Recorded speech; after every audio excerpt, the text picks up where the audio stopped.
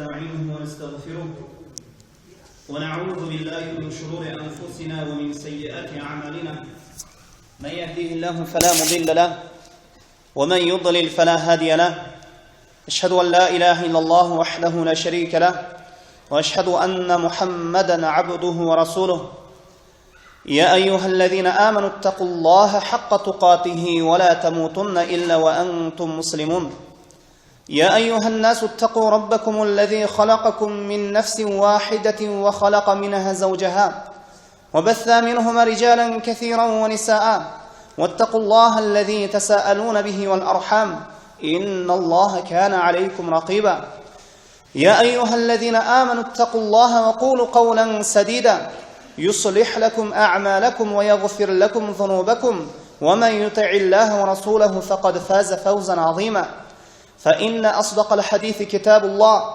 وخير الهدي هدي محمد صلى الله عليه وسلم وشر الأمور محدثاتها وكل محدثة بدعة وكل بدعة ضلالة ثم أما بعد وكل ضلالة في النار ثم أما بعد السلام عليكم ورحمة الله وبركاته.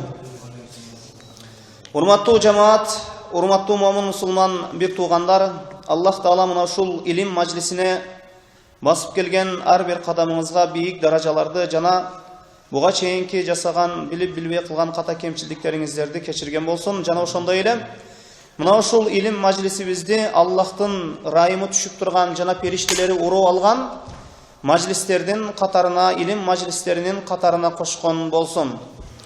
Мына Имам ан-Навави рахимахулланын 40 хадис китебинен биз мына бүгүн 36 жана 37 хадистерди окуп үйрөнөбүз. Иншааллах бул китептин дагы акырына чыгуубузга аз калды. Иншааллах бул китепти окуган сайын пайгамбарыбыз саллаллаху алейхи вассаламдын хадистерин окуган сайын көп маанилер чыгып келе берет. Мына ошондуктан эң негизги максат мына ушул хадистердин маанисин окуп үйрөнүп түшүнүп амал кылуу керек. Al-Hadithu Sadis wa Thalathun. Бүгүн 36 хадис.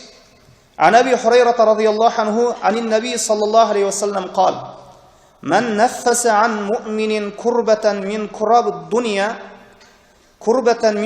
الدنيا نفس الله عنه كربة من كرب يوم القيامة ومن يسر على معسر يسر الله عليه في الدنيا والآخرة والله في عون العبد ما كان العبد في عون أخيه ومن سلك طريقا يلتمس فيه علما سهل الله له به طريقا إلى الجنة ومن اجتمع قوم في بيت من بيوت الله يتلون كتاب الله ويتدارسونه بينهم إلا نزلت عليهم السكينة وغشيتهم الرحمة وحفتهم الملائكة وذكرهم الله في من عنده ومن بطأ به عمله لم يسرع به نسبه رواه بهذا اللفظ المسلم.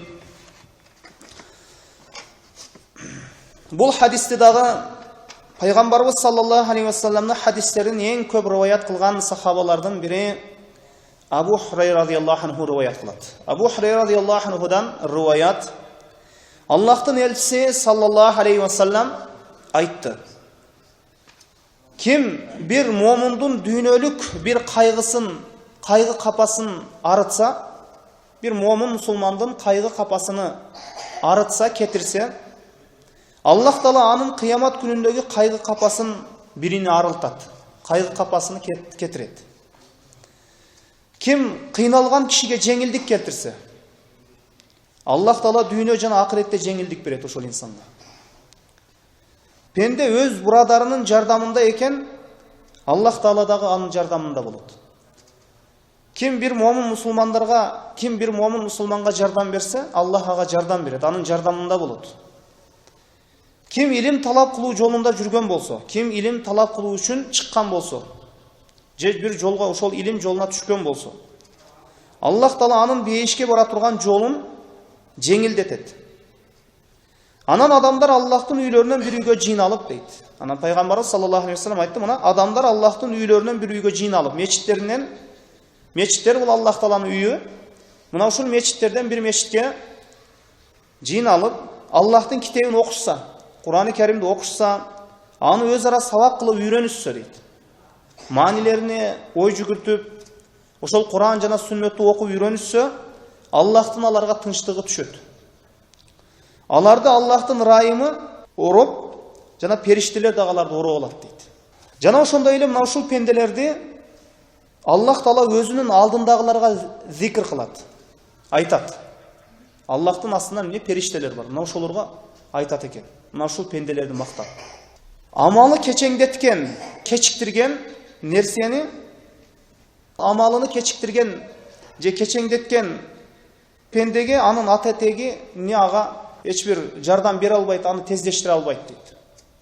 Мисалы үчүн ата тегине таянып, кадыр баркына таянып, эгер исламдагы амалды таштай турган болсо, анын ата теги эч кандай ага кыямат күнү же бул дүйнөдө бир пайда алып келбейт. Ата теги урук тууганы, ата теги, бала чакасы, жакындары ага эч бир пайда келтире албайт. Эми бул жашоодо азыр айтабыз, эми атасына таянып, же кадыр баркына таянып, же кызматына таянып, ошол исламдан алыстап кеткен адамдар дагы толтура.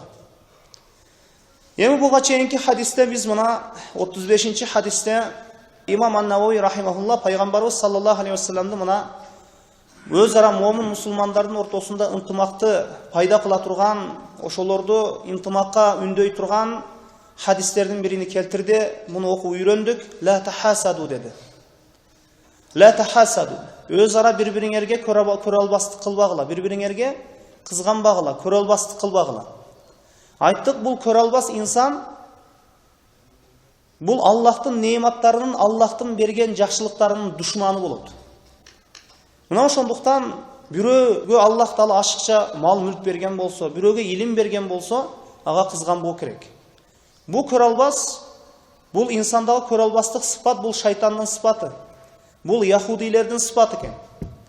Мына ошондуктан инсан момун мусулманга бир көрө албастык кылуу бул жарашпайт. Бир момун мусулмандын малы мүлкү, же бала чакасы, же илими болгон болсо, же бала чакасы көп, же малы мүлкү көп, же илими бар, ага көрө албастык бул болбойт. Бул момун мусулманга жарашпайт. Эмне үчүн? Ага Аллах Тааланын, Аллахтын фазилети кең. Кааласа бирөөгө ашыкча мал мүлк берет, кааласа бирөөгө бала чаканы берет, кааласа бирөөгө бирөөнү илимдүү кылып коет. Мына ошондуктан бул көрө албас инсан Аллахтын неаматтарынын душманы. Жана мына Адам алейхиссаламды Аллах Таала жаратканда шайтанды мына эң биринчи сыпаты ошол жерде мына Адам алейхиссаламга текеберлик кылып, аны менен саламдашпай ага көрө албастык кылды. Мына ошондуктан көрө албастык бул шайтандын сыпаттарынан бири экен. Мына ушундай хадисти окуп үйрөндүк. Бул хадистагы өтө көп маанилерди өз ичине алган. Алымдар бизге сонун шархта берет бул хадистерди. Антикени ал-улама варасатул анбия, алымдар булар пайгамбарлардын мураскорлору. Биз сөзсүз Куран жана сүннөттү мына ушул алымдар аркылуу түшүнөбүз. Кайсы бир китеп окубайлы, биз өзүбүзчө окубайбыз. Алымдар менен бирге дайыма алымдардын сөзүнө, түшүндүрмөлөрүнө кайтабыз. Мына Аллах Таала ким пенделерге, момун мусулмандарга ырайым кылса, Аллах Таала ошол пендеге ырайым кылат экен. Ман ла ярхам ла юрхам. Ким ырайым кылбаса, ал ырайым кылынбайт дейт. Ирхаму ман фил арди ярхамукум ман фис сама. Жердегилерге ырайым кылгыла, асмандагы силерге ырайым кылат дейт. Ким жердегилерге ырайымдуу болсо, мисалы үчүн бар нерседе адамдарга ырайымдуулук кылса, кедей кембагалдарга ырайымдуулук кылса, жана ошондой эле бар нерсеге ырайымдуулук кылса, жаныбарларга ырайымдуулук кылса, дарактарга ырайымдуулук кылса, өзүнүн үй бүлөсүнө ырайымдуулук кылса, Аллах Таала ошол пендеге ырайымдуу болот экен. Ким жердегилерге ырайымдуулук кылбаса, Аллах Таалага ырайымдуулук кылбайт экен. Эми мунун тескериси, албетте адамдардын авратын ачса, адамдардын айыбын ачса, кээ бир адамдар жасап койгон күнөөлөрдү бирөөлөргө айтса, сөздөрдү ташыса, бул эң жаман нерсе. Анын дагы авраты ачылат бир күн. Аллах аныга сөзсүз анын жазасыны, азабын берет. Мына сумма кана акибаталлазина асау суа ан каззабу би аятиллахи ва кану биха ястахзиун. Мына алардын, ошол жаман инсандардын акыбети жаман болду дейт. Эгер инсан баласы эмне үчүн Аллахтын аяттарын жалганга чыгаргандыгы үчүн жанага анын үстүнөн күлгөндүгү үчүн дейт. Күлгөндүгү себептүү. Эми инсан баласы жакшы болсо, анын акыры дагы жакшы болот. Эгер жаман болсо, анын акыры дагы жаман болот. Мына ошондуктан жакшылыктын акыры жакшылык, жамандыктын акыры жамандык менен бүтөт. Мына ушул айтылган хадистердин баарысы өз ара момун мусулмандарды бири-бирин урматтоого жана ошондой эле бири-бирине ырайым кылууга чакырат. Мына хадистин акыры амалдардын эң абзели болгон илимге кызыктыруу менен бүтөт. Эми хадистин ар бир сөзүнү шархтап түшүндүрмө берип өтөбүз. Мен наффаса ан муъминин курбатан мин кураби дуния, наффасаллаху анху курбатан мин кураби яумил кыяма. Кайсы бир инсан бир момундун кыйынчылыгыны арытса, кайгы капасыны арытса, курба кыйынчылык, кайгы капа. Мына ушуну кетирсе, амалы менен кетиреби, же сөзү менен кетиреби, бир инсан кайгы капага түшүп турат. Ошону жакшы сөздөр менен, аяттар менен, хадистерди айтып, ошол инсанды бир сүйүндүрүп койгон болсо дейт. Кайгы капасын кетирсе, дүйнөдө Аллах Таала кыямат күнү ошол пенденин кайгы капасын кетирет экен. Бир момундун кайгы капасын кетирип койгон болсо, Аллах Таала кыямат күнү ошол пенденин кайгы капасын кетирет дейт. Мисал үчүн, момундун кайсы бир иштеринде, мисал үчүн ден соолугуна зыян жетсе, же мал мүлкүнө зыян жетсе, мына ислам дини ага жардам берүүгө чакырат. Исламдан башка диндер адамдарды өз абалына таштап коет. Бирөө-бирөөгө жардам бербейт. Мисал үчүн, капырлар мисал үчүн ата-энеси картайгандан кийин алар ата-энелерин таштап коет. Ата-энелери жанагы карыялар үйүнө баруудан аргасы жок. А мусулман кайсыл жерде ата-энесин таштаптыр? Мындай нерсе исламда жок. Момун мусулман эч качан ата-энесин таштаган эмес. Мына ким бир момундун кайгы капасын кетирсе, Аллах анын кайгы капасын кыямат күнү кетирет экен. Кыямат күнүндөгү кайгы капа, кыйынчылык өтө оор болот. Эми кыямат күнү адамдар жолуга турган кайгы капа бар. Эми инсан баласы канчалык жакшы иш жасаса, сөзсүз сыйлыгын алат экен. Дүйнө кайгысы менен акырет кайгысынын айырмасы бар. Дүйнөдө бир кайгылансаң, 1-2 күндөн кийин же 1 айдан кийин ошол нерсе кетет. Бүгүн кайгыланган инсан эртеге сүйүнүшү мүмкүн бул жашоодо. Ал эми акырет кайгысына инсан баласы түшүп кала турган болсо, ал түбөлүк кутулбайт. Акырет кайгысы, кайгы капасы, акырет кыйынчылыгы, капалыгы бул түбөлүк болот. Ал эми дүйнөдөгү кайгы капа бул түбөлүк болбойт. Убактылуу. 1 аптадан кийинби же 1 айдан кийинби тарап кетет ошол нерсе. Мисал үчүн бул дүйнөдө бир кайгы капага түшкөн инсанды мындай карасаңыз 1-3 күн кайгыланат. Же кийин анан бир күндөрдөн бир күн аны күлүп, сүйүнүп жүргөндүгүн да көрүп каласыз. Хадис, Айша энебизден риваят кылынган хадис, Пайгамбарыбыз саллаллаху алейхи вассалам айтат, адамдар кыямат күнү баарысы эркеги дагы, аялы дагы жылаңач абалда, хатна кылынбаган абалда баары кыямат күнү чогулат дейт. Ошондо Айша энебиз таң калып, мына ошондо сурады: "Я Расулуллах, Аллахтын элчиси, эркек, аял бири-бирине бул уяттуулук деген нерсе бар, а бири-бирине карашпайбы? Өз ара ортолорунда аврат деген нерсе бар. Бирөө аял, бирөө эркек болот, бири-бирине карап калбайбы?" дейт. Мына ошондо Пайгамбарыбыз саллаллаху алейхи вассалам айтат: кыямат күнүндөгү коркунуч, кыямат күнүндөгү кайгы капа ошол эркектин эркектигини, аялдын аялдыгын унуттуруп коет дейт. Кайгы капа бул кыямат күнү ошол кала берсе аялдын авратына кароодон же аялдар эркектин авратынан кароодон бир аны кызыктырбай калат экен. Эч ким кызыктырбай калат бул нерсе. Мына ушунчалык кыямат күнүнүн кайгысы оор. Бухари Муслимде бул хадис. Мисал үчүн мына кыямат күнү күн өтө жакынга келет. Күн найза боюнда эле жакынга келет. Мына ошондо адамдар терлейт. Алардын денелеринен тер чыгат. Мына ошол тер чыкканда адамдардын күнөөсүнө жараша, сооп амалдарына жараша, кээ-бирлеринин терлери мына тизесине чейин, кээ-бирлериники мына ашыгына чейин, кээ-бирлериники тизесине чейин, кээ-бирлериники белине чейин, кээ-бирлериники болсо мына оозуна чейин болот. Мына ушундай ким бул дүйнөдө бир мусулмандын кайгы капасыны жеңилдетип койгон болсо, мына ушундай кыямат күндүн оор кыйынчылыктарынан Аллах Таала куткарып коет экен. Эми азыркы кезде бир момун мусулмандын кайгы капасыны жеңилдетиш үчүн азыркы кезде баары нерсе акчага байланып калган. Мол мусулманга кичине жардам берип коелу десең, эмне бир күнүнө канча төлөйт экен дейт. Же бир момун мусулман аябай кыйналып атат, бир жерди казып атат, ошону эч бүтүрө албайт. Же бир үй куруп атат, ошонун дубалынын эч бир мындайча айтканда тургуза албайт. Ошо бир кыйынчылыкка түшүп калган. Мына ушуга жардам берип коюу бул өтө бир чоң иш экен. Эми азыркы кезде мына ушундай иштердин баарысы акчага байланып калган. Канча берет экен бир күнүнө дейт. Мына ошондуктан бул момун мусулмандарга жакшылык кылуу бул ибадат экен. Бул амал экен. Жакшы амалдардын бири экен. Ким кайсы бир момун мусулманга дүйнөлүк иштерде бир жардам берип койгон болсо, Аллах Таала мына акырет кайгысынан, кайгы капасынан кутултурат экен. Эми ومن يسر على معسر يسر الله عليه في الدنيا والآخرة. Кимде ким бир кыйынчылыкка жолуккан, кыйынчылыкка түшүп калган инсанга жеңилдик, ошол кыйынчылыгын кетирип кое турган болсо, ошол кыйынчылыгын жеңилдетип кое турган болсо, Аллах Таала анын акырет дүйнө кыйынчылыгын жеңил кылат экен ошол инсанга. Мисалы үчүн бир инсан карызын төлөй албай калды. Же ошонун карызын төлөп койсун. Бир инсан, бир мусулман карызын төлөй албай аябай кыйналып калды. Ошону жеңилдетип койгон бул эң улуу даража. Же мисалы үчүн карызды жеңилдетүү деген нерсе ар кандай болот.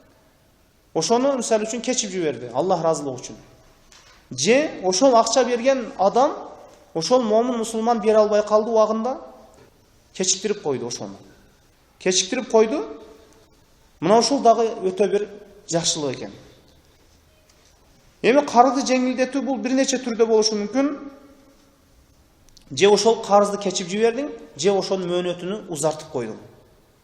Эми وَإِنْ كَانَ ذُو عُسْرَةٍ فَنَظِيرَةٌ إِلَى مَيْسَرَةٍ وَأَنْ تَصَدَّقُوا خَيْرٌ لَكُمْ إِنْ كُنْتُمْ تَعْلَمُونَ. Мына бир кыйынчылыкка түшүп калган инсан, бир карыз болуп, ошол карыздан кыйналып калган инсандын мына فَنَظِيرَةٌ إِلَى مَيْسَرَةٍ аны жеңилдетип коюусу, мөөнөтүн узартып коюусу дейт. Жана ошондой эле аны садака кылып жиберүүсү же. Ошол карыз берген инсан садака кылып жиберди ошол карызын ошол инсанга. Эми дейт, ошол мөөнөтүн узартып койгондон садака кылып жибергениңер силер үчүн жакшы эгер муну билгениңерде дейт Аллах Таала. Мисалы үчүн карызды кечип жиберүү ар кимдин эле колунан келе бербейт.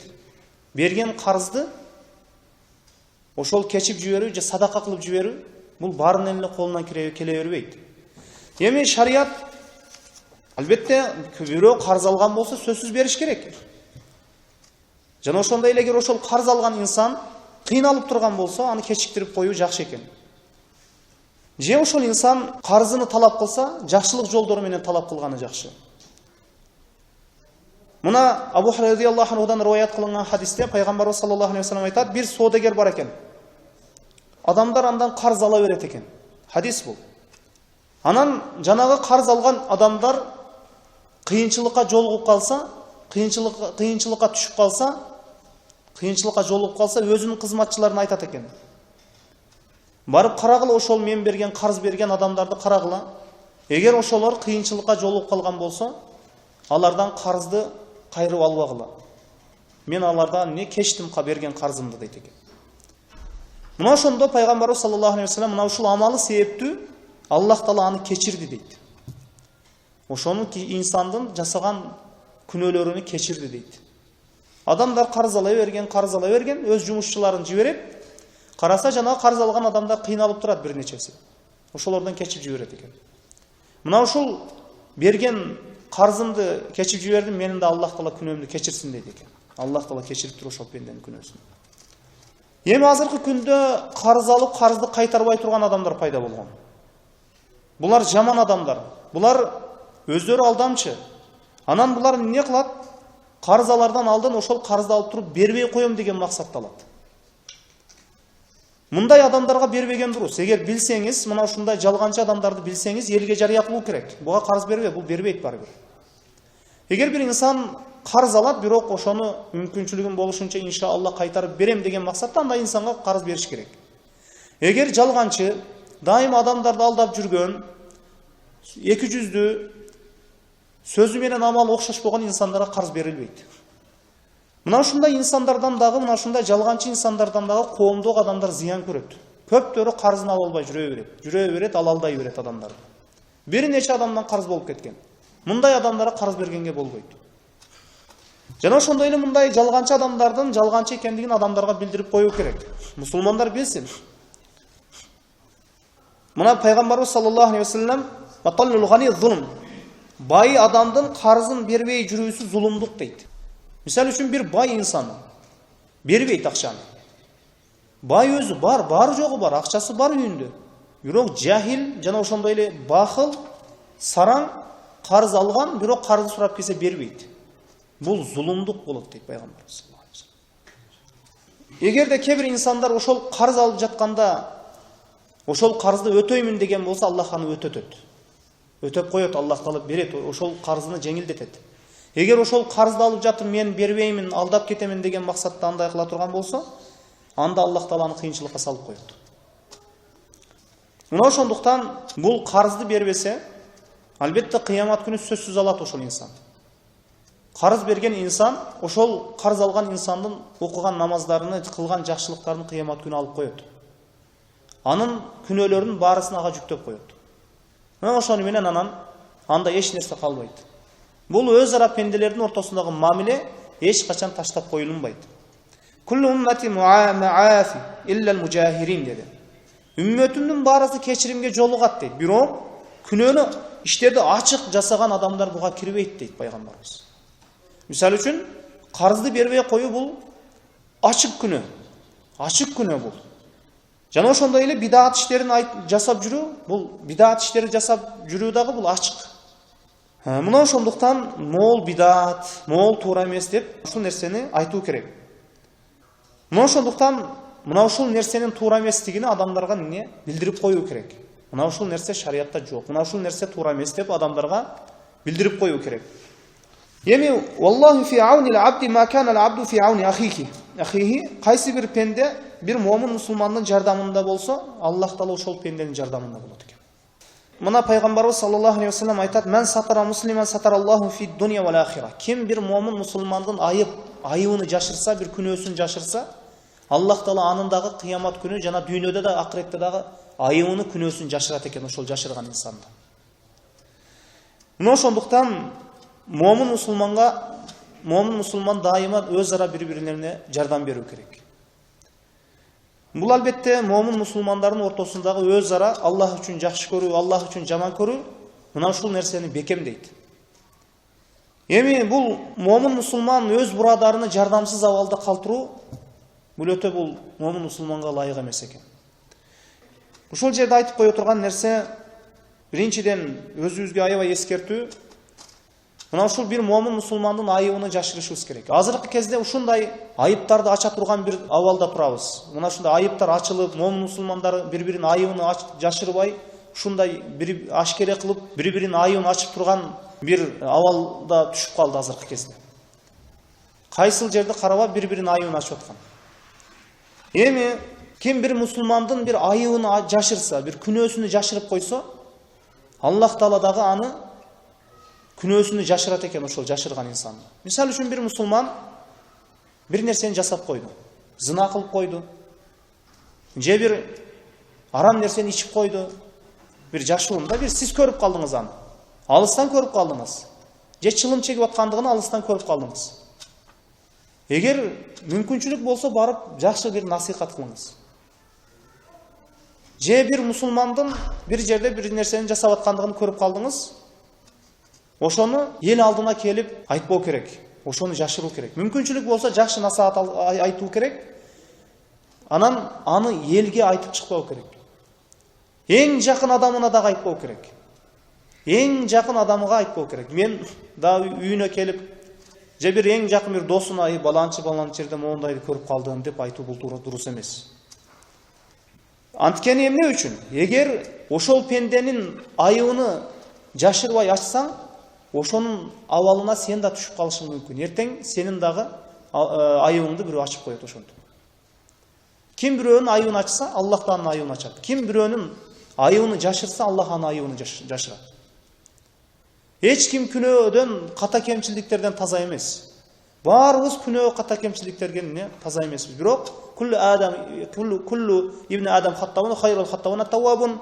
Ар бир адам баласы ката кемчилдикке, күнөөгө жол берүүчү дейт. Ошол ката кемчилдик күнөө кылуучулардын эң жакшысы тооба кылуучулар дейт. Эми бул бир момун мусулманга жардам берсе, эми Аллах анын жардамында болот дегени, мисалы үчүн ооруп калат, мисалы үчүн дүйнөлүк иштер болот, акыреттик иштер болот. Мына ушул нерселерде жардам берүүсү бул өтө бир чоң сооп, жана ошондой эле Аллах таала мына ушул пенденин жардамында болот экен. Эми мен наффаса айттык муну. Эми мына бир хадис келет. Пайгамбарыбыз саллаллаху алейхи ва саллям: "Фа иннаху ман татабба'a аурата ахихил муслим татабба'a Аллаху ауратах." Кайсы бир пенде дейт, момун мусулмандын айыбын ачса, Аллах да анын айыбын ачат дейт. "Ва ман татабба'a Аллаху аурату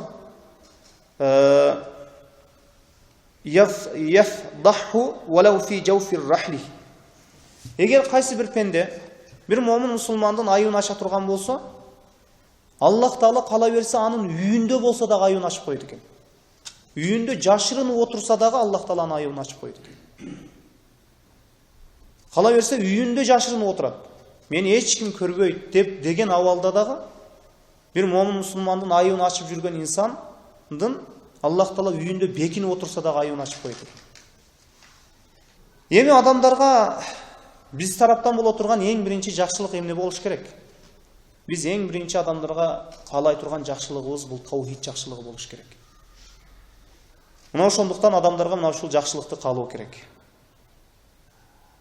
Эми качан жашырбай? Мисалы үчүн ушундай адамдар бар, түнү күнөө жасайт даган күндүз баарын айтып чыгат. Күнөөлөрүн жашырбайт. Өлө жахил.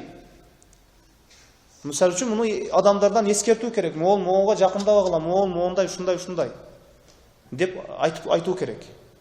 Ал өзү эч бир жашырбайт күнөөлөрүн. Жасаган күнөөлөрүн моондай кылдым, моондай жасадым, моондай иштерди жасадым деп ачык айтып жүрөт. Мына ошондуктан аны ачуу керек кайра. Ошол инсандын күнөөлөрүн кайра адамдарга билдирип коюу керек. Билдирип коюу керек. Моондай адам деп. Мисалы үчүн бирөө алдап жүрөт адамдарды, карыз алат да алдап жүрөт. Эгер билип койгон болсо, билип калган болсо, айтуу керек. Алдап жүрөт адамдарды. Карыз бербегиле буга. Буга акча бербегиле. Бур барып азыр камоктон барып, магазинден барып арак ичет деп адамдарга айтып коюу керек аны. Бул жамандык кылып атат деп. Муну ээрчибегиле, бул зынага алып барат деп мына айтып коюу керек ошол адамды. Эгер ошол инсан өзүнүн күнөөлөрүн жашырбай, динден алыс, шарияттан алыс, бир жахил, мына ушундай инсандар болсо. Ал эми шарияттагы Аллахка баш ийген момун мусулмандардын айыбын ачуу бул туура эмес. Бир айыбын көрүп калсаңыз жашырып коюңуз. Эми "Ваман салака тарикан ялтамису фихи илман саххалаллаху лаху бихи тарикан илал жанна." Ким илим жолуна түшсө, илим талап кылуу үчүн Аллах тааланын бейишке бара турган жолун жеңилдетер. Эми бул хадис өтө кеңири маанини өз ичине алган. Илим мажлистерине келсе, мечиттердеги илим мажлистерине келсе, же илим окуса, же жаттаса, же бир устаздан барып сабак алса, мунун баары илим. Сөзсүз университетте 5 жыл окуш шарт эмес. Бир илим мажлистерине келсе, бир хадис жаттаса, же Куран окуса, илим талап кылса, мына ушул инсандардын бейишке бара турган жолу жеңилдетет. Мына Аллах таала Куран-ы Керимде "Фа'алам аннаху ла илаха иллаллах." Биринчи билгин деген Аллах таала Куран-ы Керимде. Биринчи окуп үйрөнгүлө деди. Бир нерсени жасоодон алдын, бир нерсени айтуудан алдын, биринчи окуп үйрөнгүлө деди. Мына ошондуктан илимсиз бир нерсени жасоо, же бир нерсени айтуу зыяны көбүрөөк болот. Зыяны көп болот. Оңдогонго караганда бузганы көп болот ошол инсандын. Анткени ал адамдарга адалды арам деп айтып коюшу мүмкүн, арамды адал деп айтып коюшу мүмкүн. Эми илим кайдан алынат? Илим бул аалымдардан алынат. Мына ошол аалымдар бизге диндин важиптерин, сүннөттөрүн, мустахабтарын окуп үйрөтөт. Адал арам нерселерди окуп үйрөнөт. Ширк эмне, таухид эмне, ширк эмне, бидаат эмне. Мунун баарысын аалымдар аркылуу окуп үйрөнөбүз. Жана ошондой эле зулум, сыйкырлык, мунун баарына аалымдар аркылуу окуп үйрөнөбүз. Мына Куран жана сүннөттөн бизге баяндап беришет. Эми мисал үчүн бир айыл айван сыяктуу жашаса, айвандар сыяктуу жашашат, мисал үчүн бир айыл же бир шаар. Ошол жерде адамдар жашоо эмне десең, жеп ичүү, кийим кийүү, конокко баруу, мал мүлк жыйноо, жакшы үйлөрдү салуу, же бир жакшы машиналарды алып айдоо, мисалы мына ушундай элестетип калган. Мына ушул жашоону эмне?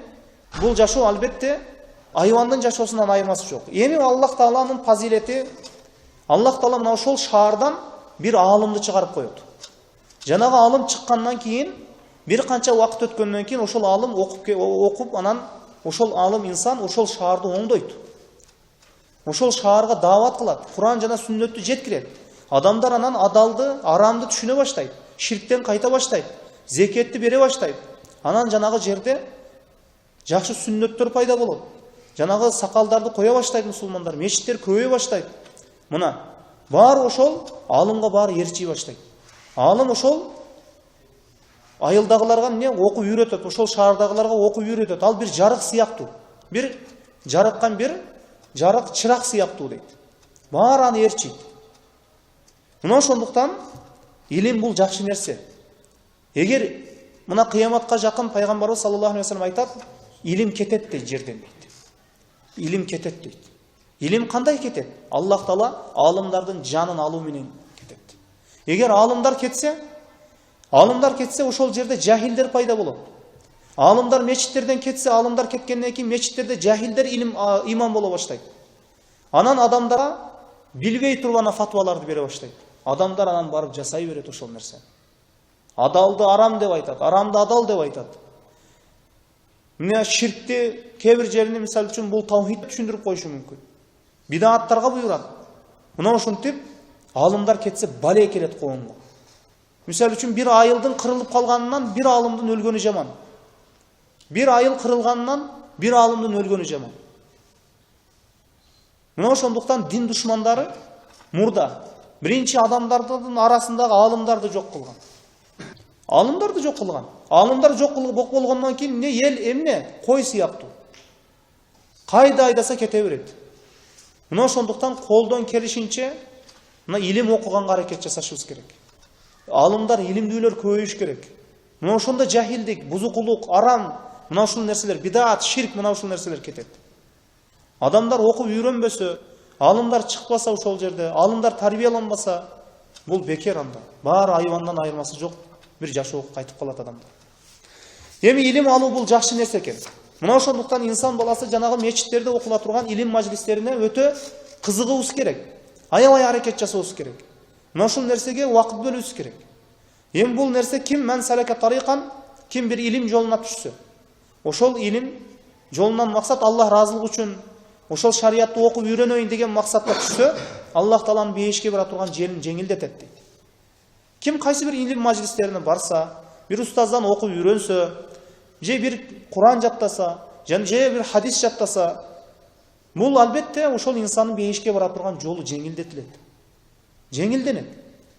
Эми илим албасачы, илим албаса караңгылыкка кайтат. Бидааттарды эмне динден деп түшүнүп калат. Мына ванна хада сирати мустaqиman fattabi'uhu. Бул менин туура жолум, ошону ээрчигиле дейт. Куран жана сүннөттөр ээрчигиле. Вала таттабиу субулат фатафарраqa бикум ан сабили. Башка бир жолдорду ээрчибегиле. Адашып кетесиңер. Фатафарраqa бикум ан сабили. Силер башка бир жолдорду ээрчий турган болсоңор, анын жолунан силер эмне адашып кетесиңер.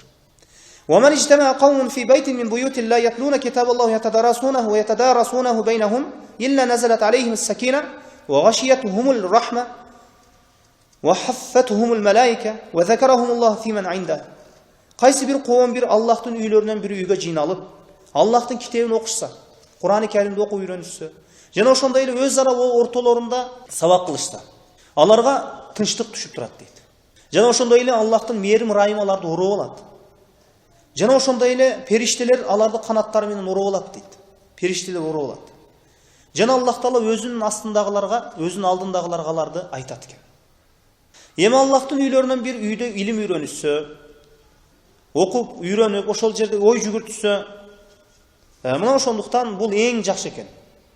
Ошондуктан мечиттерде дайыма илим жүрүш керек. Ал мечитти жакшы бир ремонт кылып койгон менен ал жерде илим окулбаса, Куран жана сүннөт окуп үйрөнүлбөсө, ошол мечиттин бузулганы ошол. Мына ошондуктан ал мечиттин өзүнүн айыбы эмес, ошол мечиттеги имамдын айыбы. Ошол имам элге ошол шариятты, Куран жана сүннөттү баяндап берүүсү керек. Эгер баяндап бербесе, кыямат күнү суралат ошол нерседен. Эми мына Куран окушса дейт. Куран окушса мына периштелер ороп алат экен. Мисалы үчүн мына бир хадисте келет, бир адам Кахф сүрөсүн окуп жаткан эле, аны булуттар ороп алды дейт. Мына анан аты ошол жерде үркүп качты дейт да, мындайча айтканда тынчсызданды. Эртеси келип пайгамбарыбыз саллаллаху алейхи вассаламга айтып бергенде, бул тынчтык периштелери түшүптүр дейт сага. Периштелер түшөт экен. Эмне сахабаларга түшсө бизге эмнеге түшпөйт? Бизге деле түшөт, периштелер дайыма жүрөт. Мына пайгамбарыбыз саллаллаху алейхи вассалам мына ушундай периштелер бар, жер жүзүн айланып жүрөт экен. Кайсыл жерде Куран жана сүннөт баяндалып атса, кайсыл жерде таухид айтылып, ширктен кайтарылып атса, бидааттар баяндалып, бидааттардан кайтарылып сүннөт айтылып жатса, периштелер ушундай жерлерди издейт экен. Мечиттерди издейт экен. Бир жерден кабар келдиби, тез ошол жерге учуп барышат. Учуп келишет дагы ошол илим мажлисин уруп алышат экен. Жана аларга кечирим сурашат экен. Китабун анзалнаху илейка мубаракун лияддаббару аятихи ва лиятадаккару улул албаб. Мына биз сага мына ошол китепти түшүрдүк. Ыйык китепти түшүрдүк. Ошонун аяттарын ойлонушуң үчүн дейт. Мындан акылдуу инсандар бир эскертме алышат. Акылын иштеткен инсан. Эми азыркы кезде кээ бир инсандар Куран-ы Каримди силер окуганга болбойт. Мун жалаң бир аалымдар окуш керек. Силер түшүнбөйсүңөр. Куранга силер түшүнбөйсүңөр, акылыңар жетпейт. Бухари, Муслимге силер түшүнбөйсүңөр, акылыңар жетпейт деп адамдарды эмне алдап койгон. Алдап койгон. Бул албетте жалганчылык. Кантип Куран-ы Каримди түшүнбөйт? Кана кайсыл жерде Аллах Таала буну аят бар экен, же хадис бар экен? Пайгамбарыбыз саллаллаху алейхи вассалам бир хадиси барбы, же Аллахтын айтканы барбы? Куранды бир гана аалымдар окусун. Бир гана араңардан аалымдар гана окусун. Силер окубай тургула. Силер жакын келбегиле, аалымдар окумайымчы деген. Бир да аят жок. Куран-ы Каримди баары окуса болот. Куран-ы Каримди, сүннөттөрдү баары окуса болот. Мына ошондуктан мына ушундай адамдар эмне? Адамдарды жакшылыктан кайтарат. Мына пайгамбарыбыз саллаллаху алейхи вассаламга чөлдө жашаган, өнүгүүдөн артта калган адамдар келип, мына бедуиндер чөлдө жашаган. Өнүгүү деген нерсени билбейт. Адамдар мындайча айтканда маданият деген нерсени билбейт. Жашоосу айвандан да өтүп кеткен булардын жашоосу. Келди, пайгамбарыбызга иман келтирди. Пайгамбарыбыз айткан сөздөрдү түшүндү. Исламды баяндап берди. Ла илаха иллаллах Мухаммаdur Расулуллахды баяндап берди, намазды баяндап берди, зекетти баяндап берди. Түшүнүп кетти ошолор динди. Неге түшүнбөйт аны? Баары түшүнөт. Аллах Таала муну жеңил түшүргөн бул Куран-ы Каримди, баары түшүнсө болот. Эми сөзсүз аалымдар менен, аларга суроо берүү менен, өз ара илим мажлистерине келүү менен аябай жакшы сонун түшүнөт. Эми мечитте отуруу, Куран окуу, сүннөт тууралуу өз ара пикир алышуу, мына ушул нерселер жакшы экен. Периштелер өз канаттары менен уруп алат экен. Мына ошондуктан момун инсан Куран окуп атканда аябай бир сезиш керек да.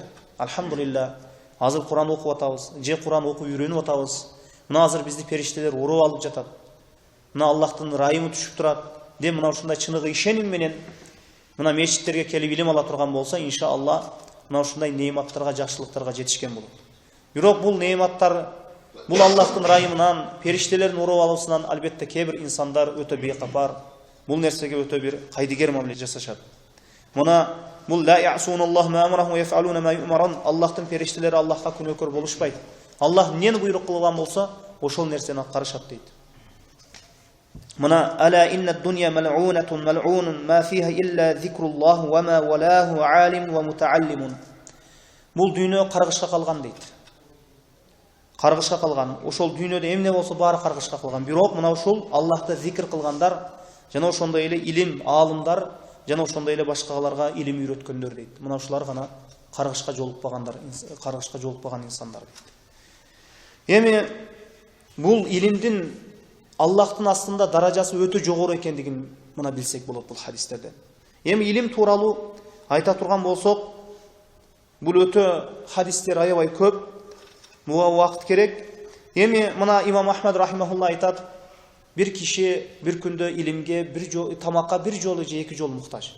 Bir insan bir күндө bir жолу же эки жолу тамак жесе жетишет. Ал эми илимге болгон муктаждыгы дейт. Илимге болгон муктаждыгы би'адад анфасихи. Ар бир дем алган сайын муктаж. Бар мамиледе илим керек. Кала берсе ажатканада ажатыны кандай бүтүрүш үчүн илим керек. Илим керек. Бул мешитке кирип намазды кандай окуш керек, кандай отуруу керек, адамдарга кандай мамиле жасоо керек. Мунун баары илим керек. Кандай тамактануу керек, жегенде кайсы кол менен жеш керек. Мунун баары илим. Пайгамбарыбыз саллаллаху алейхи ва саллям бизге үйрөтпөгөн эч нерсе калган эмес. Баарын үйрөтүп кеткен.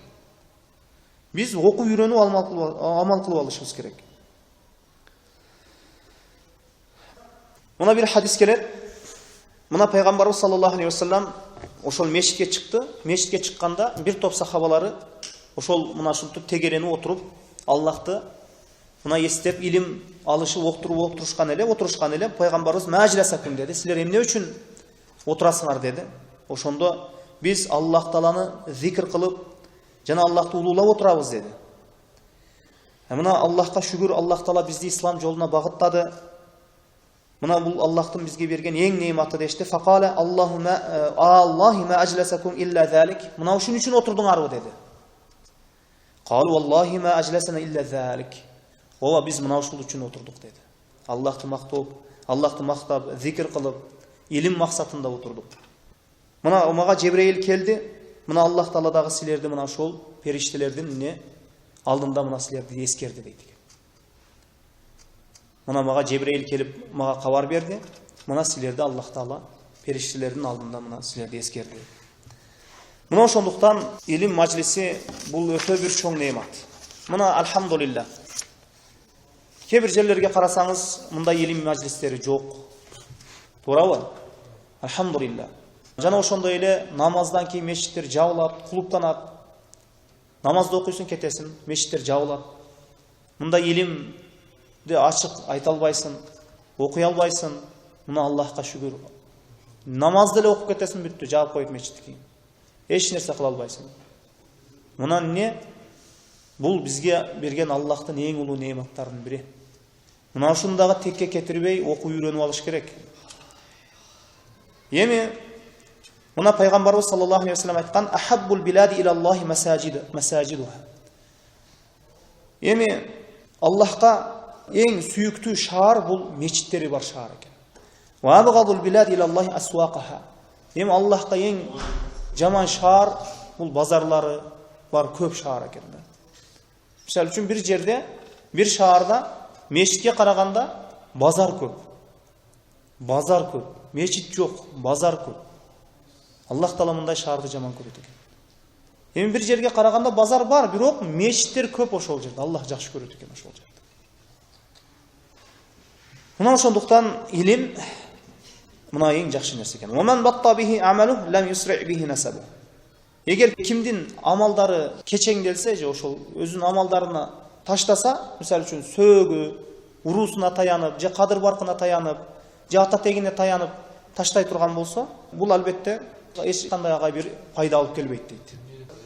Мисалы үчүн, "Ваман батта бихи амалу", ким амалдары ошол кечиктирсе, ошол ата тегине байланыштуу, менин атам бар, же энем бар, же кадыр баркым ушундай, же бала чакам көп деп ошолорго таянган абалда амал жасабаса, Аллах буйрган ибадаттарды аткарбаса, Аллахка баш ийбесе, ага эч бир пайда болбойт.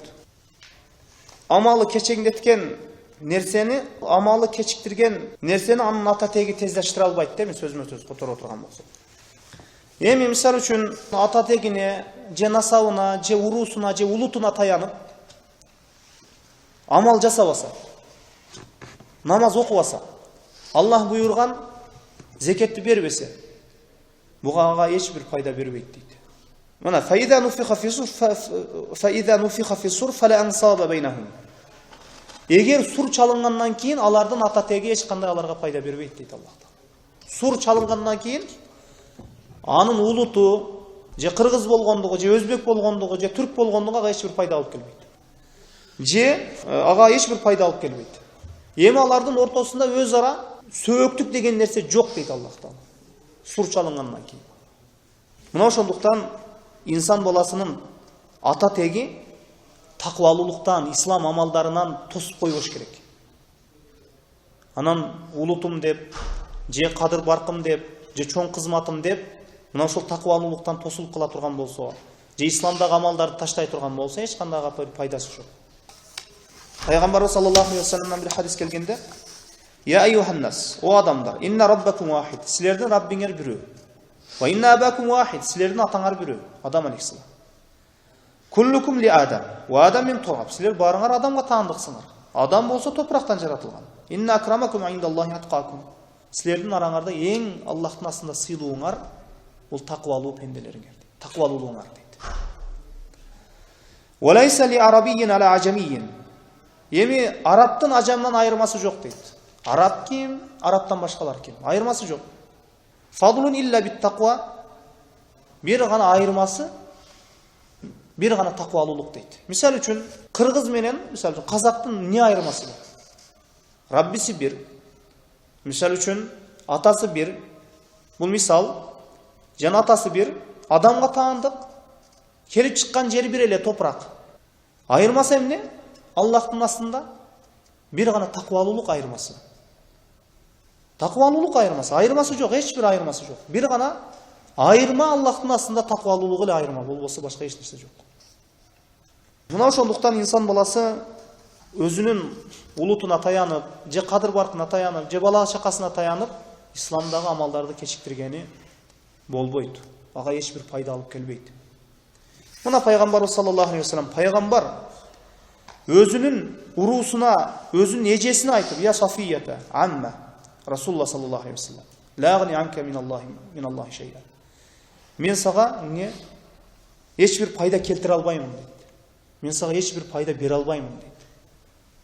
"Я Фатима бинти Мухаммад, сага эч бир мен пайда келтире албаймын, пайда бере албаймын.